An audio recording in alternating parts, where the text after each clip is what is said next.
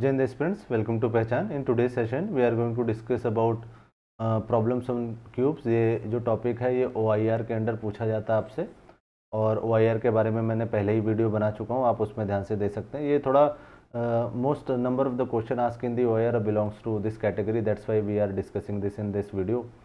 तो आज हम एक एक करके क्वेश्चंस के बेसिक्स को समझेंगे और कैसे इनको सॉल्व करना और कौन कौन से टाइप के क्वेश्चन इसमें पूछे जाते हैं, ये हम इस बारे में डिस्कस करेंगे. चलिए इस वीडियो को शुरू करते हैं.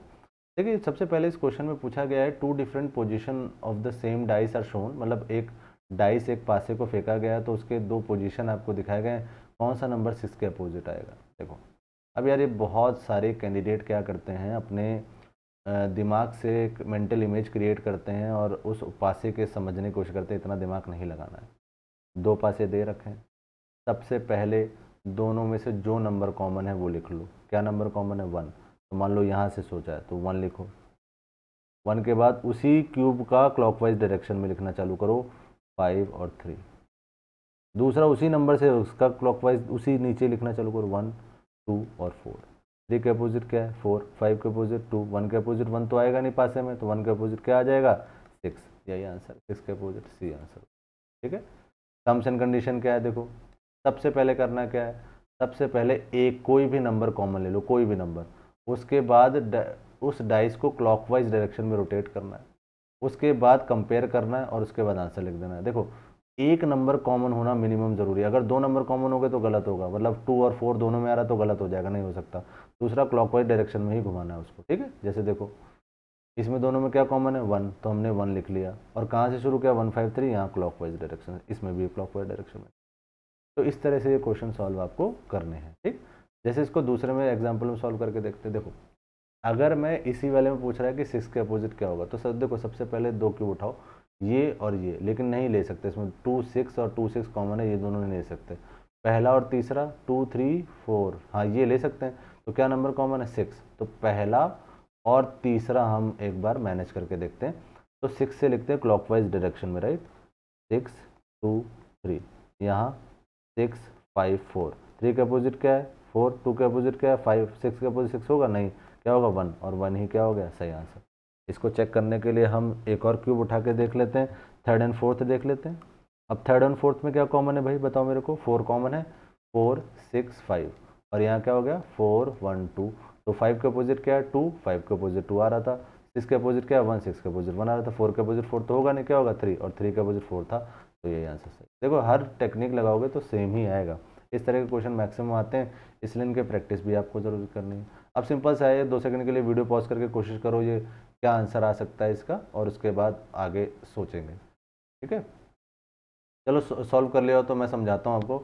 हम कोई भी दो क्यूब उठाते हैं जिसमें एक नंबर कॉमन हो, पहला और दूसरा उठाते हैं, इसमें कोई नंबर कॉमन है. 5 4 2 और 1 3 6. कोई नंबर कॉमन नहीं है, इसमें नहीं लगा सकते. ये इसमें और इसमें 3 और 3 कॉमन है और 1 कॉमन है, इसमें भी नहीं लगा सकते.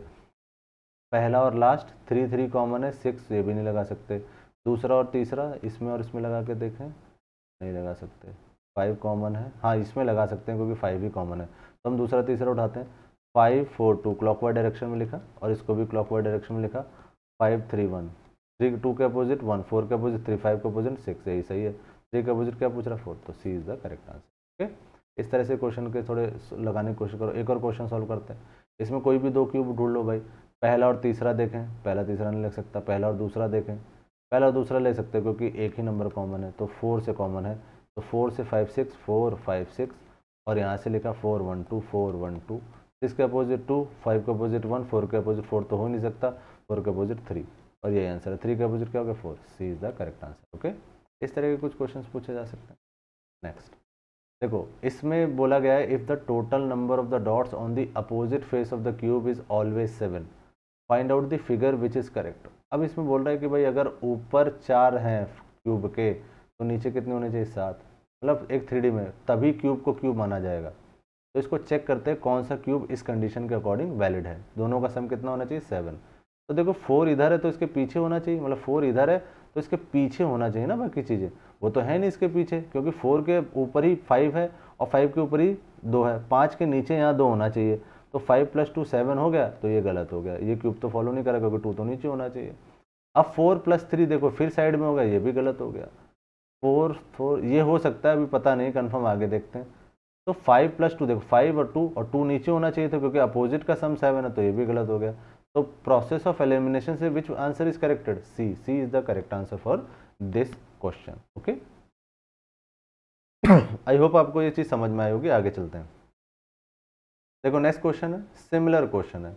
इसमें बस ABCD के 1 2 3 4 की जगह क्या दे दिया है? फिगर्स दे दिए हैं। तो फिगर लगा लेते हैं भाई। कौन सी फिगर? देखो पहला और तीसरे में कौन सी फिगर कॉमन है? ये फिगर कॉमन है, तो हम क्लॉकवाइज डायरेक्शन से लगाते हैं। हमने पहली फिगर लगाई ये, दूसरी क्या है? सर्कल, वो भी फुल सर्कल, और तीसरी क्या है? Double circle. अब इस ये और हमने कौन सा लगा? पहला और तीसरा ये लगा है ना। तो अब इसके नीचे फिर से हम क्या लगाएंगे? ये। इसके नीचे क्या लगा? ट्राइंगल। और इसके नीचे क्या लगा? इक्वल। अब बोला है find the symbol at the bottom last figure. Last मतलब ये, इसके अपोजिट कौन सा जाएगा? तो देखो इसके अपोजिट ये है, इसके अपोजिट ये है, तो क्या बचा बताओ मेरे को? ये इसके अपोजिट चला गया, ये इसके अपोजिट, तो यही तो बचा डी, क्योंकि यहाँ दिख नहीं रहा है लेकिन ऑप्शन में डी है, तो डी ही करेक्ट आंसर होगा इसका। ओके, पॉज करके रिवाइंड कर लेना अगर नहीं समझ में आया। Next question. अब इसमें 1 2 3 की जगह क्या दे दिया? ABCD, तो इसमें ABCD लो। अब पहला दूसरा उठा लो, क्या कॉमन है? C, तो हमने क्या लिया? क्लॉकवाइज डायरेक्शन में CBA ये लिया, और उसके बाद दूसरा वाला है उसका भी क्लॉकवाइज डायरेक्शन में ले लो, CDE, तो CDE, A के अपोजिट क्या आ गया? E, B के अपोजिट क्या आ गया? D, और C के अपोजिट C तो आ नहीं सकता है, तो इसके अपोजिट क्या आ जाएगा? F। तो क्या पूछ रहा है? The 3 position are then file alphabet A के अपोजिट क्या रखा है? सॉरी E, तो यही सही आंसर हो गया।